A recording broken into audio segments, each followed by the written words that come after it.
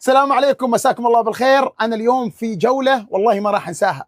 هذه الجولة لمزرعة أرزات السلطانية بعد زيارة مولاي جلالة السلطان لمزرعة أرزات، وشفنا الصورة الجميلة وهو غرس شجرة اللبان قبل 6 سنوات. تنفتح هذه المزرعة بأوامر مولاي جلالة السلطان للناس. اليوم أنا وأنت والجميع وكل زوار محافظة ظفار يقدروا يزوروا مزرعة أرزات السلطانية. ياخذوك في باص، أوقات يكون باص مغلق، باص مكشوف، ياخذوك جولة في المزرعة والتعرف على المزرعة والأشجار والحيوانات اللي موجودة في المزرعة، ومن ثم يجيبونك مكان جميل. وين ذا المكان؟ تعالوا معي.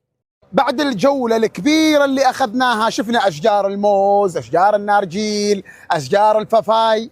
جابونا لمنطقة رائعة جدا. هذا المنطقة هني تبدأ المتعة الحقيقية. وصلنا للمنطقة التكاملية.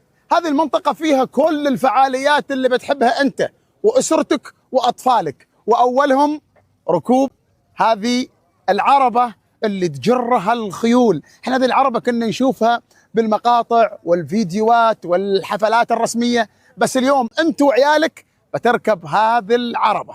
يا حي يا حي يا حي يا حي يا حي يا حي يا حي يا حي، وين أركب؟ قول لي وين أركب؟ هنا قدام عندك؟ ايوه. اي والله. الله الله الله الله الله يا جماعه، الله الله الله. ايش من جوله هذه؟ ايش من جوله هذه؟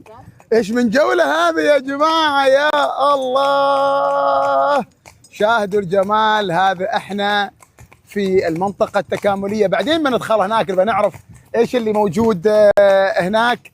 ولكن اولا حاجه تتمشى في هالعربة الطيبة هذا مع هالريال الطيب، الله يعطيكم الصحة والعافية. بعدين بنروح لداخل هناك نتعرف ايش اللي موجود.